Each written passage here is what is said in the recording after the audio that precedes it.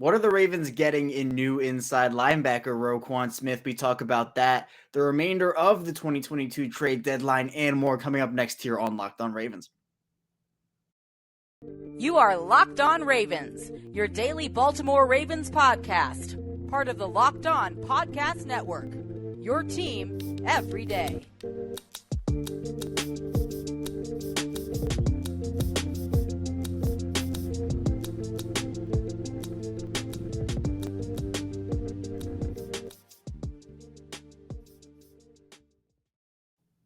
And we return here with another episode of Locked On Ravens, your daily Baltimore Ravens podcast. I'm your host, Kevin Ostreicher of Ravens Wire. We're here on the Locked On Podcast Network, your team every day. Thank you so much for tuning in today, making us your first listen. We're free and available on all podcasting platforms, including over on YouTube. If you're here on YouTube, let's be sure to like this video, subscribe to the channel. If you're following along with an audio form, be sure to follow, whether that's Apple Podcasts, Google Podcasts, Spotify.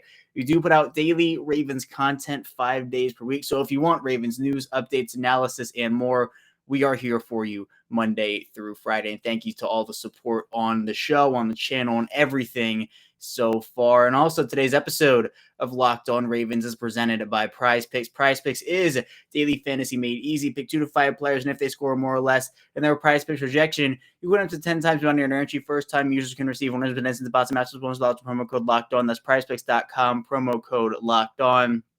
We're back here. It is the day after the 2022 trade deadline, and the Ravens, spoiler alert, did not make another move after their big one. The Ravens were active, though. They ended up trading for Roquan Smith, as we talked about yesterday, second-round pick, fifth-round pick, and A.J. Klein going back to Chicago. Smith is a two-time All-Pro, and I really do today want to dive into just what the Ravens and who the Ravens are getting in Roquan Smith. So we'll talk about it in the first and second segment. The first segment, it'll be me talking about Roquan Smith a little bit, giving my thoughts on the trade and whatnot. Then in the second segment, we're actually going to talk to Lorin Cox of Locked On Bears and get kind of the Bears perspective, the Chicago perspective on Roquan Smith, his contract situation, who he is as a player, strengths, weaknesses, and more. So I do want to get multiple perspectives on the player and the person that Roquan Smith is. Then in the final segment, we'll answer mailbag questions. We'll talk about the remainder of the trade deadline, if the Ravens should have made another move, more so at wide receiver than any other position, but just another move in general. So jam-packed episode here today. So let's dive into it. Let's talk about Roquan Smith here. Again, big splash by Eric DeCosta, bolstering the defensive unit. And this is a great get again. Smith is 25 years old, a two-time All-Pro, 4+ seasons in the NFL, over 600 tackles, a quick stat to start things off from the NFL on CBS actually put this out. The last two players are 300 plus tackles and 30 plus tackles for loss in a 2-year span. Can you guess who they are? I'll give you a second. All right. They are Roquan Smith, 2020, 2021, and Ray Lewis in 1999 to 2000. And it goes beyond a lot because obviously middle linebacker play in Baltimore, you think Ray Lewis, you think of so many middle linebackers who have come and gone throughout the organization. Ray Lewis, Hall of Famer. You have other really good ones as well. But Smith is a player that at his age, with how good he is already, it's a position where people had highlighted it, I think, a little bit, where it was more of those, it was one of the dark horse positions. It wasn't, I think a lot of people, when you were talking about a trade for the Ravens, a lot of people highlighted wide receiver, which we will get to in the final segment. But Smith gives you, he's not a depth piece. He is a star. But let's say someone goes down with an injury, because we do know injuries happen in the NFL and they can happen in the blink of an eye. So if Patrick Queen has to miss time, if Malik Harrison has to miss time, Josh Bynes has had trouble staying healthy this year. You have Kristen Welch there as well. Smith can provide you that star level talent and that star level play. Whereas if you don't have Smith and one of those guys go down, you feel a lot less confident in the position. But this is a play. This is an all-in play by Eric DeCosta. Giving up a second-round pick is nothing to scoff at for this organization. We've seen them give up some of those higher picks in midseason trades, such as Yannick Ngakoue for a third-round pick and a fifth-round pick. But then we saw the Marcus Peters trade that was for a fifth and Kenny Young. Calais Campbell's in the offseason, that was for a fifth. So recently, trading a second-round pick is kind of a big deal here. Now, there are layers to the deal. If Smith ends up walking and they don't replace that would-be big money contract with another one, they're probably getting a third-round compensatory pick, so you're really only moving down a little bit more than a round because that third-round pick would be at the end of the third round, obviously. But this is a trade well worth the risk, and I do think I like it a lot better if he does sign an extension. But there are the questions of, can the Ravens afford to pay Roquan Smith what he likely wants, which is in the 18, 19, $20 million range. It feels like maybe he would sign for less now, but we're going to see how it fits. I think playing off of guys like Patrick Queen, playing in a defense that has big defensive linemen where they can take on those blocks and Smith and Queen can go do their thing and shoot gaps and it makes it easy for players like those. I think that is really, really important. So I think this is a great trade. I give it we talked about this yesterday. I give it an A- if Smith does sign an extension. If he doesn't, I'm more in the C minus range, maybe C plus, depending on how well he plays in 2022. But with the way the defense has already started to play, we have seen, I think, almost the ascension of Mike McDonald. We've seen Patrick Queen play really well. The secondary is playing well. They continue to rise up the ranks. Smith, in terms of what he brings now, sideline to sideline speed, one of the best in the business at sacks at his position, defensive stops, sack rate, target EPA, yards per target. He's one of the most productive linebackers in pursuit. Also, coverage is really good. Some of the stats from Next Gen Stats that they put out, he ended up being, he is first in total defensive stops with 330 since 2018. This is from the start of his career. Tied for second in hustle stops with 70. Sack rate at his position, he is first with 6.4%. Yards per target, 5.9, which is fourth. He's a player that can do so much. You can put him in the slot. You can line him up against tight ends. He is that kind of player. And we know that sometimes the Ravens have had those struggles covering tight ends or covering running backs out of the backfield. Smith can do that. He makes a lot of really splashy plays. Now, there are some plays where he takes risks, and those risks do not pay off. But it's the give and take of a player like that. There are some similarities to Patrick Queen in some circumstances as well. So some people I know are saying, well, why would you get another Patrick Queen? They're not the same player exactly. They do have similarities, but I think they can play well off of each other. And it's not like they're going to be playing on the field 100% of the time. It's another chess piece for Mike McDonald to use. And no, Roquan Smith is not going to go out there on offense and catch passes. He is not a wide receiver. So this is a big moment for the defense. The second half of the year is a big moment for Roquan Smith, for the defense to say, yeah, for the offense, they've got the offense's back. If some of the wide receiver problems continue to persist, if they can't get it going. I mean, the second half of Tampa Bay, if we see that offense plus the Ravens defense, the way it's been playing, and now you add Roquan Smith into that, I think it's great. Smith is a player that isn't necessarily the biggest linebacker on the field. He's 6'1", so he's not small by any sense of the imagination, 232 pounds. So look, you take a risk on a guy, and I'm not even saying it's necessarily a huge risk because you know who Roquan Smith is, a two-time All-Pro at 25 years old, seriously is nothing to scoff at. But it does come down to, are you trading a second round pick for half a season of a guy?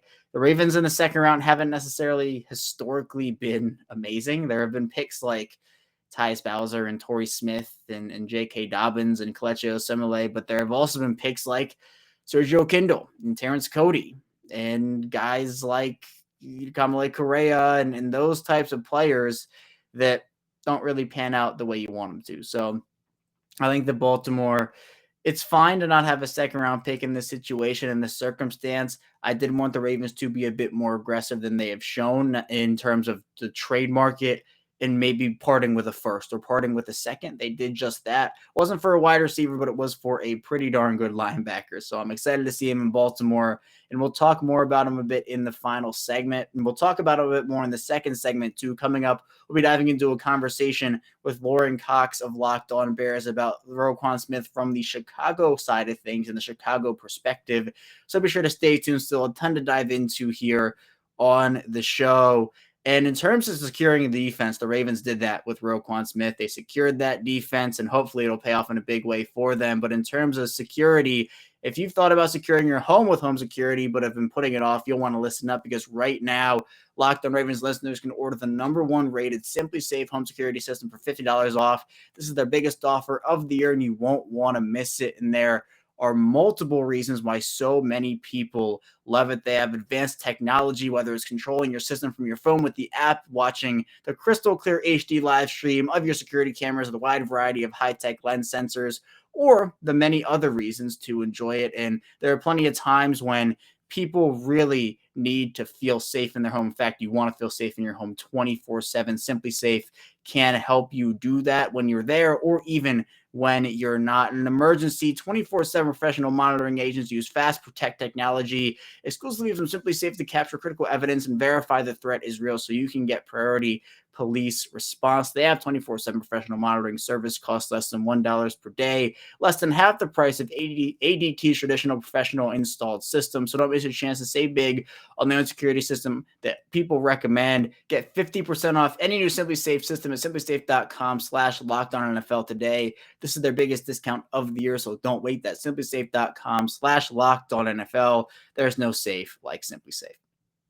We're back here with our second segment of Locked On Ravens. Kevin Oestreicher, your host, still here with you. Thank you so much for tuning in with us, making us your first listen of the day here on Locked On Ravens. Be sure to make your second listen Locked On Sports today with Peter Bukowski, as he takes you through the biggest stories throughout the sports world. But let's now dive into a bit of Roquan Smith from the other side of things, from the Chicago Bears perspective, talking with Lorin Cox of Locked On Bears. Let's dive into that now. Well, Roquan Smith is a Baltimore Raven, and joining me now to talk about what he brings to Baltimore and what he saw when Roquan Smith was in Chicago is Lorin Cox, the host over at Locked On Bears. Lorin, super excited to talk with you about Roquan Smith. The excitement level here, extremely high in Baltimore. Roquan Smith, obviously one of the best at his position, but I wanted to get your insight just based off of you covering him for the past 4+ seasons in Chicago. And I guess a very general question to start off with you is just, what is Baltimore getting here in Roquan Smith?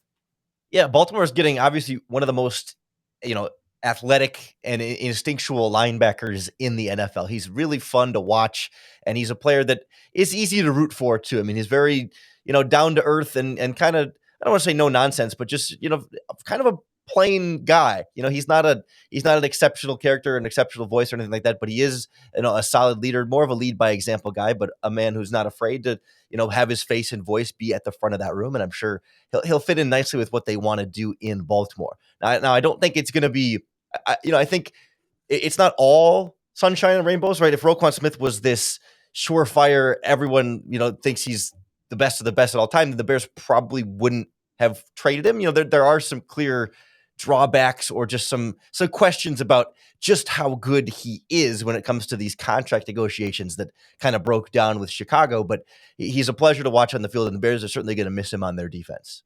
And going off of that, Lorin, so what are some of the strengths and weaknesses that he brings, and some of the stuff you enjoyed covering about him in terms of on the field production, and some of the stuff you maybe wanted to see more out of him in Chicago?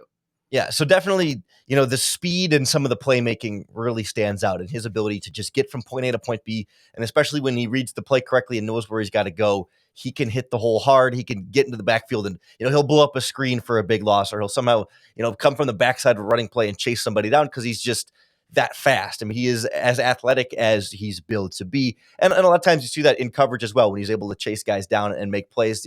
Tackle somebody short of the first down marker that otherwise could have been a more explosive play opening up downfield.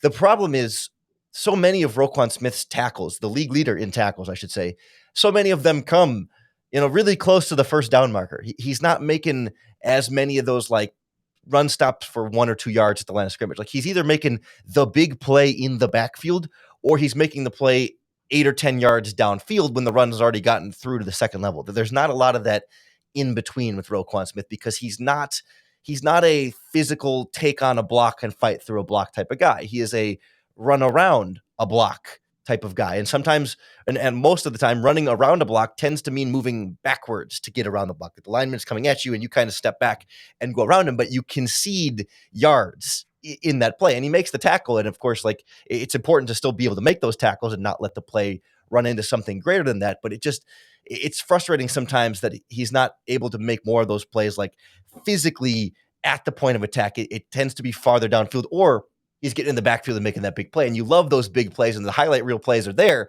but you're not getting as much of the like down to down consistency in that. And so you remember the highlight plays, and that's part of why his reputation is as big as it is. Plus you get the tackle stat is not a fluke either, right? He does find a way to get around the ball. It's just not often like always a win for the defense when he's making that tackle because it's farther downfield. Sure, yeah, absolutely. And look, a two-time All-Pro at 25 is nothing to scoff at, but every player does have their strengths and weaknesses, obviously. But, Laura, when you're talking about the player Roquan Smith was coming out of college versus the player Roquan Smith is now, where did you see a lot of growth in his game as he got to where he is now?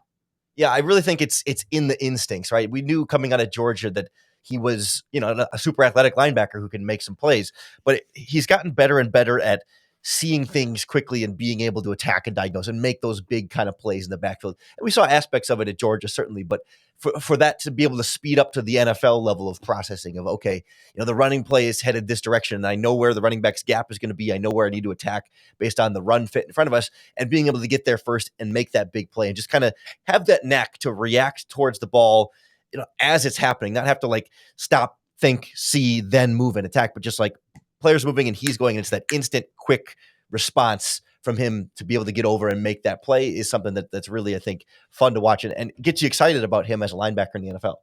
Yeah, and I'm always interested in scheme fits with players, and I think in Baltimore he's going to have a lot of opportunities. But I wanted to get your thoughts, Lauren, on just what was his fit in Chicago. Was it a great fit for him there? Was it kind of a meh fit, or was it really not great for his skill set?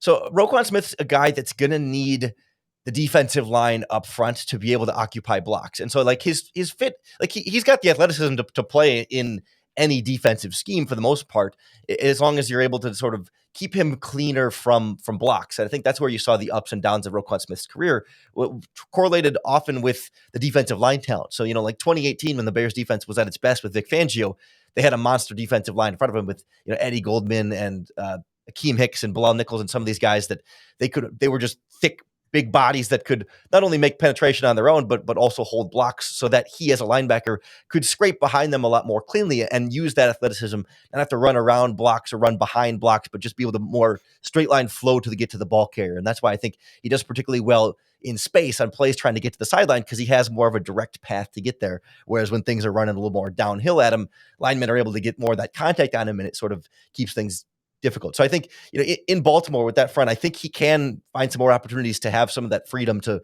move around and attack and be more aggressive, assuming, they keep holding things down up front in a physical manner. I think he'll do just fine.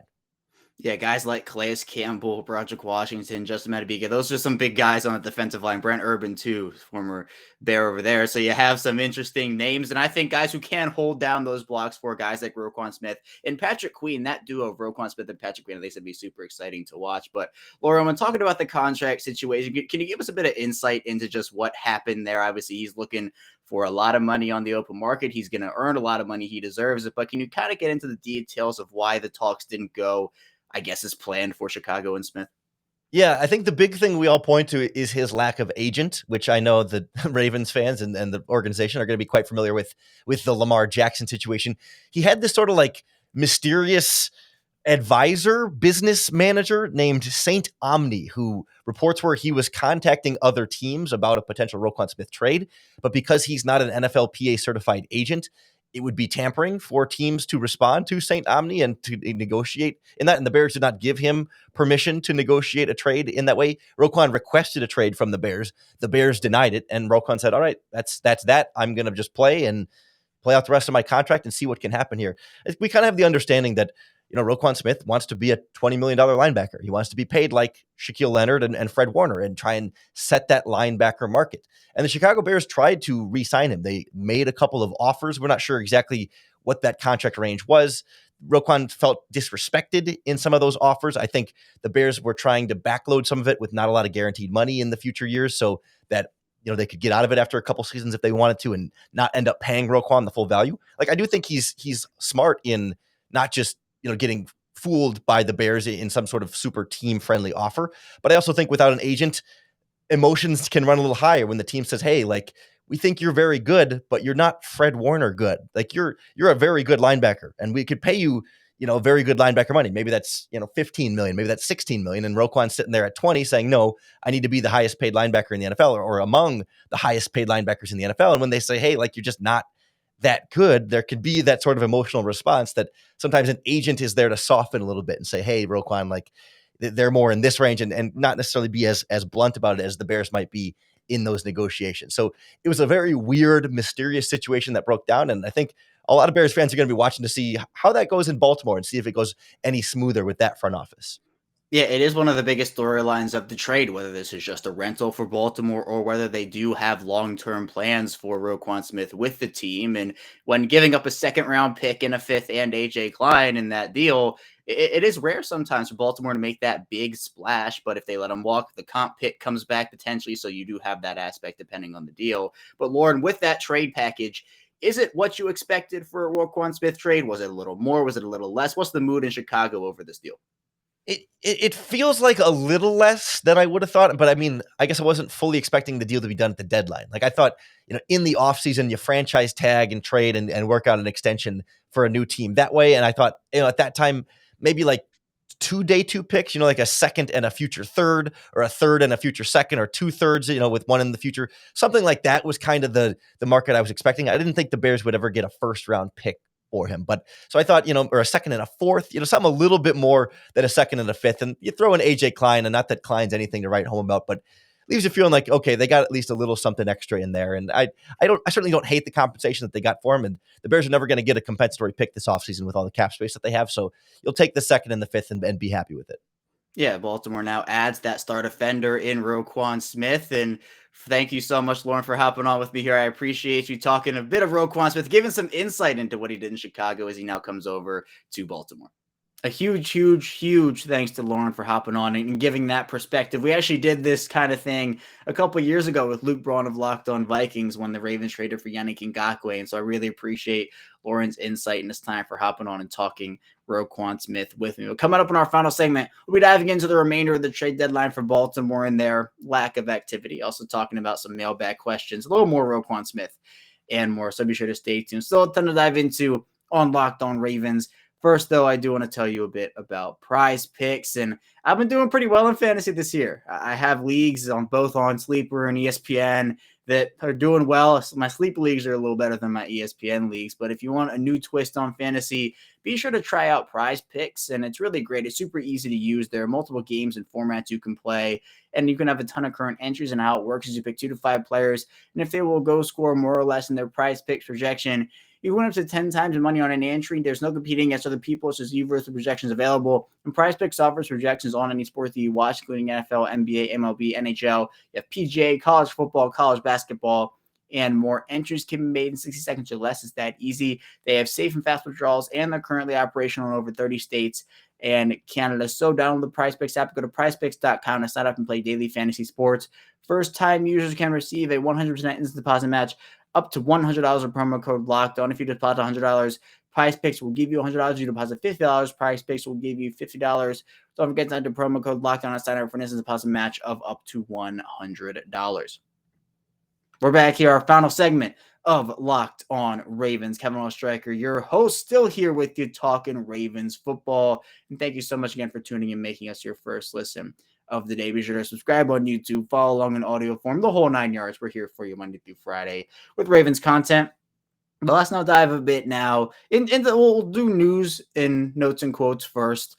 The Ravens did activate both Tyus Bowser and David Ojabo officially from the PUP list with I'm assuming the hope that Bowser will play on Monday night. Maybe Ojabo will have to take a couple more weeks, but that's great news. So you got Roquan Smith, you get Tyus Bowser, and you get David Ojabo. Not a bad 24 hours for that unit. I know I tweeted that out, but it's 3 really solid additions there. Also, the Ravens official website, at least at the time of this recording, has Roquan Smith wearing number 18 for his new number. His number, well, his old one in Chicago, number 58, is taken up by Michael Pierce right now, who's on IR. And number 3, which is his number at Georgia in college, is currently being worn by James Prochet. So, hey, number 18, Roquan Smith. You got Jeremy Maclin, Rashad Perriman. There are a couple other guys also you could put in that ring.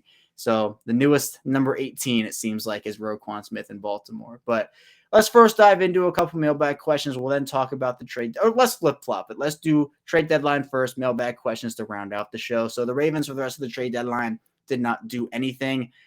I still think they probably should have added a wide receiver. The dream was Brandon Cooks for me after the Roquan Smith trade, but seemed like the Texans really wanted a second, and the Ravens obviously don't have a second anymore, so wasn't going to really work that way. I was on the Brandon Cooks for a 3 train, but there were potentially others. I mean, Chase Claypool got moved for a second. That was a crazy trade by Chicago, in my opinion, but I wouldn't pay a second for Chase Claypool. So it was more like the Nelson Aguilars, the Kendrick Bournes, the Marvin Joneses, et cetera, which we talked about yesterday with Spencer Schultz. And, I think it's something where you are uncertain about the Rashad Bateman injury just in terms of how long it's going to keep him out. John Harbaugh did say that it's going to be a couple weeks. It's more serious than anticipated. But what does that mean? Is it he's going to miss a month? Is it an IR stint? Like, what are we looking at? So now it's going to be Devin Duvernay stepping up, which he has done. Credit to Devin Duvernay. Demarcus Robinson, which he did in Tampa Bay. Credit to him there.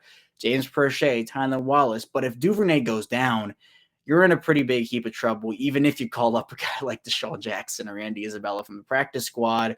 Maybe Odell Beckham's on the horizon in December. Maybe Will Fuller gets signed. But barring another free agent move, the receiving core and fully healthy is going to be Rashad Bateman, Devin Duvernay, James Prochet, Tylan Wallace, Demarcus Robinson. And then practice squad-wise, Andy Isabella, Deshaun Jackson, and Benjamin Victor. So we all know the pass offense is not run through the wide receivers, but I think it would have been nice to see them add another wideout for Lamar Jackson. Hey, maybe in the offseason it'll be DJ Moore. We can start up the DJ Moore trade again. But for now, no acquisition at the trade deadline, no edge rusher. You got Bradley Chubb going to the Dolphins. Other moves, Calvin Ridley goes to Jacksonville from Atlanta. TJ Hawkinson goes from Detroit to Minnesota. It was a really active trade deadline. And I want that. It felt like the NBA trade deadline in a way where people were just getting moved. But the Ravens, they make their splash on Monday in Roquan Smith, and then they kind of bow out for the remainder of the deadline. But let's talk about mailbag questions now. If you couldn't guess, they are about Roquan Smith, which is great. We're going to start off with a question from Rummel. I hope I said that right. Who says, does he run a mean slant route? JK, where do you see his role in this defense? Who does it help and who does it hurt? Salary/extension. Well, does he run a mean slant route? Hey, you know what? Maybe we could see him suit up a wide receiver. He'll play a couple snaps there. We can get him a touchdown. Roquan Smith touchdown. Let's start that train off. But no, I mean, his role in this defense, he's gonna play a lot. He's gonna be able to, again, line up on guys, cover really well. He's gonna be someone who slots in and can play not all over the defense, but he can play in multiple different roles and multiple different positions. And so you have the versatility of that paired with guys like Patrick Queen. But I do think we're going to see more 2 high looks, 2 inside, more traditional looks on the defense with Roquan Smith in there because Patrick Queen's playing well right now. Roquan Smith obviously playing at a high level too. I'm really excited to see them on the field together. Who does it help and who does it hurt? I don't necessarily think it hurts anyone. I mean, maybe like a Josh Bynes or Malik Harrison, Kristen Welsh in terms of playing time. I don't think it necessarily – I think it helps Patrick Queen a lot, actually. I really do. But it helps out the whole defense. It helps out Mike McDonald in a big way. It helps out the offense because any stop the defense gets, the offense obviously benefits from that. So I guess it hurts draft capital-wise because you don't have a second anymore. But I think that's definitely a risk that is completely fine to me. And then salary/extension – again, maybe the salary looks like 18, 19, 20 million per season, but Spencer Schultz and I did talk about yesterday, Spencer made this point, it's a good one, is that these big extensions, the cap hit's going to be lower in the first couple of seasons, which he then said is why Ronnie Stanley and Marlon Humphrey, their most expensive years are now. Extending Lamar Jackson to free up some cap space, if that was the route that ends up getting taken. But if you're signing Roquan Smith to a huge deal, the Ravens likely will backload that contract, which will make the first couple years a little easier to negotiate with other players, sign free agents, etc. So, yeah, if he does get signed, if I want to go low end versus high end, I'll go anywhere from 13 million to 20 million on the market per season for him. Next, we're going to get into a question from Braden, who says this move is huge. Not only are we getting Roquan the player, but we get to have Queen learn from him. So more of a statement than a question. But yes, I agree. It is a huge move. And those two can feed off of each other and learn from each other. I mean, they're two still very young pieces. Queen obviously a little bit younger than Roquan Smith, but they are going to be able, and if both of them can somehow, and if Queen continues to be on his track of ascension, which he has done over this past couple weeks, couple months here, if those two can play off of each other and the Ravens can somehow sign them both, can you imagine that? Yeah, Queen and Smith on long-term extensions. That'd be crazy, but I think it could work out if Queen maybe takes a little bit of a discount compared to what he could get on the open market. Same thing with Smith too. It'd be a two-way street for both guys. But it is interesting. So I think they'll be able to learn off of each other. And I love the dynamic. I think it'll be a really, really good dynamic. And finally, Dame Capone here says, EDC is like, dang, well, okay, bet we need to get that guy. And he put a picture of Roquan Smith in his game against the Ravens where he had 17 tackles, 2 tackles for loss. He was doing his thing against the Ravens. And yeah, I mean, the Ravens, I think, have liked Roquan Smith dating back to his Georgia days. This isn't like a newfound thing. So I think they have been looking at him for a while. I also was in on Roquan Smith back to he was so dominant in college at Georgia. His highlight tape, if you want to go watch a highlight tape, go watch his Georgia highlight tape. He was incredible there. And look, he's continued to ascend and really learn and really grow as a player and as a person. So I think, again, it's going to be a really nice fit. The questions now are, is it a long-term fit or is it a short-term fit? That is the big question.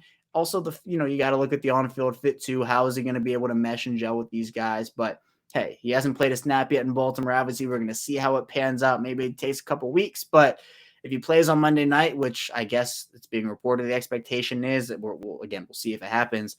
I think that he will be able to make an instant impact and really help this defense continue to grow and continue to get better, which is something we have seen from them over the course of the last couple of weeks. Well, that's all I have for you here today on Locked On Ravens. Thank you so much for tuning in here today. We'll make it back here tomorrow. We're diving into more Ravens content, beginning to preview the Ravens Week 9 matchup with the Saints on Monday Night Football. So be sure to stay tuned for that, and I will see you right back here tomorrow.